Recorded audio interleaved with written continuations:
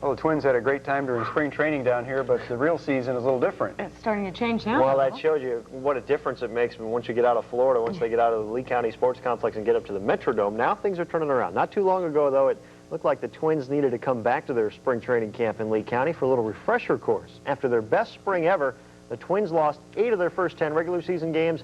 Now they're back on track after beating the A's today. Jack Morris had a rough start along with his team. 0-3 coming in. But here he gets Blankenship looking at the fastball. Morris took a one-hitter and a 1-0 lead into the 6th, and that's when the A's sent 10 men to the plate and scored 4 times. Harold Baines hit a shot to the gap in right center, went all the way to the wall. Jose Canseco came in to score. The A's led it 4-1 after 5.5. But in the bottom of the inning, the Twins answered with 4 runs of their own. Chuck Knobloch, who had just a great spring in Lee County, tripled past Canseco in right. This one made it to the wall. Gene Larkin scored. So did Greg Gagne.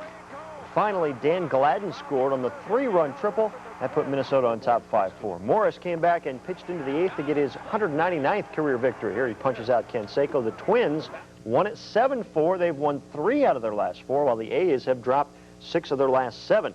The Mariners are working on a string of 8 wins in a row, but they trail the Angels.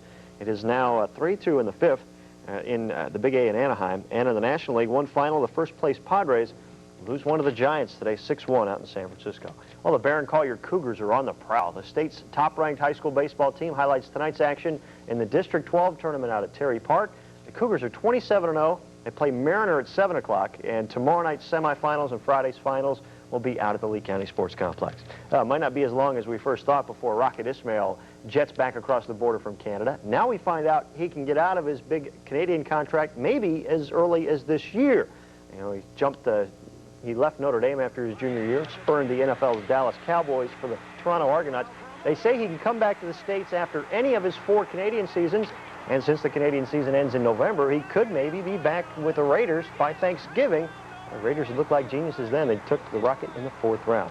Well, they're hoping for smooth sailing in Naples this weekend for the 4th annual Windstar Regatta. More than 50 yachts from Florida and around the South will be racing in the Gulf off the Naples Pier on Saturday and Sunday.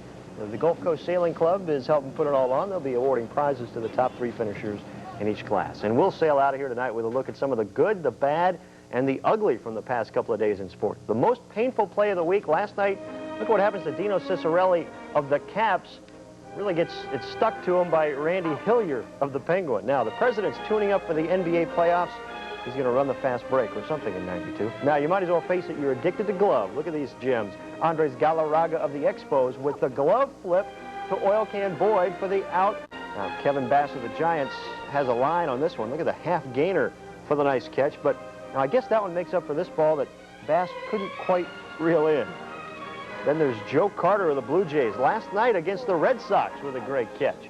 And San Diego's Biff Roberts came up with a pip of a catch against the Giants. Now, I think all of these guys deserve a big round of applause. Let's hear it for these guys. Now, Bill Musselman just cannot accept the fact that we can't do this all day long. We're sorry, Bill. We can't go out, though, before we look at the late. It's the best thing to happen to football since the hash mark, I think. But it might make you just a little bit dizzy, and maybe you might not want to be a quarterback with the helmet cam. Finally, Sammy Sosa of the White Sox passing the time. All right, thanks a lot, Ken.